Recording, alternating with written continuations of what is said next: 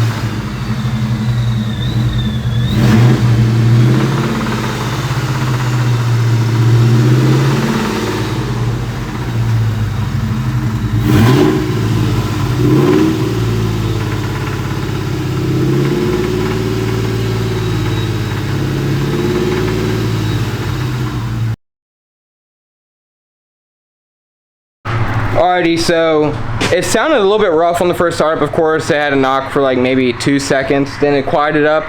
Then I revved it a couple of times and it's still quiet, and the oil pressure when it was cold read 75. So after about 5 minutes of revving, you can probably hear it, not 5 minutes of revving, 5 minutes of idling, I revved it again and gave it some gas, and on decel of the rev, it would you would hear the knock. But so after about 15 minutes running, the oil pressure started dropping. So before I shut the car off, it got down to like 14 psi. So I shut it off, but the car didn't knock at all at idle when I started it this time. Well, when the knock first happened while I was driving a couple months ago, it was bad. It sounded like the original rod knock this car had with the old motor that was in it.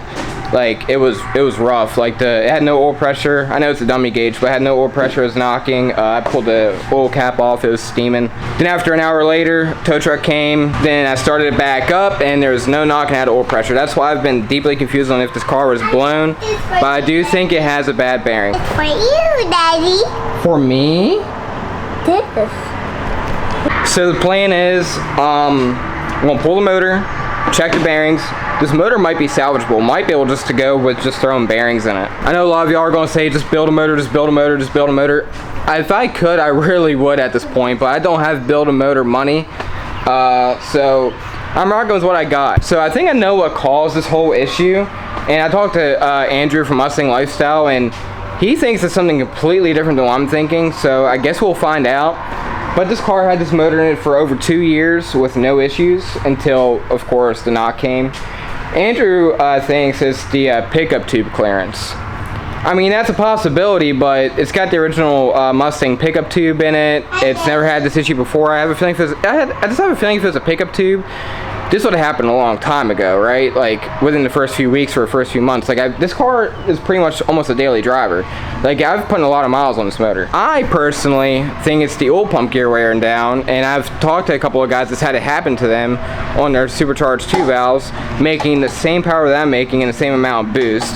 So the oil pump gears are made out of powdered metal junk. Like they break, they wear down, and the common sign for oil pump gear going bad is when it's cold and the oil is still thick, it'll read normal, but once that oil thins out and gets hot, the gear will start slipping, which hence it will stop producing the correct PSI of oil, which is what my car did. So I am going to check the pickup tube clearance. I will take his advice and check on that. Oh, the first motor was completely cooked. It completely wrapped the bearing. All the bearings were chewed up.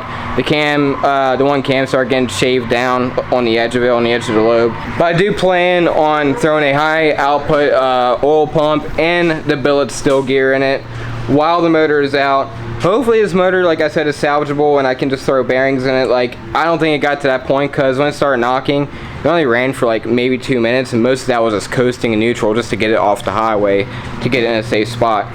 So the car didn't run long and it didn't idle long in the garage, like 15 minutes, and like I said, it didn't even knock at idle. The car sounded healthy as shit at idle. But as soon as I revved it, the knock was kind of quiet, but it was still there. So yeah, safe to say it's gonna need pulled, and we're gonna check it out. But fingers crossed. Like I said, I don't feel like buying another 2-valve. Like, I got 2 blocks over there that I could build, but like I said, I don't have build a block money or build a motor money. I'm a broke boy, hence the reason this car's been down for so long. Yeah guys, she will be back soon. I'm trying to plan it all out, trying to get it all ready. Yeah, he's ready for this car to be back too. He keeps asking about it. Hello. You ready for the Mustang to come back? Yeah. Alrighty guys, so I figured I would give you guys that little short update on the car. I know you guys have been missing it. I know my content has been lacking. I've been super busy, super stressed lately. I mean, life's just been hectic. But it's starting to get there, so now I'm starting to focus on the Mustang. That's gonna be back soon.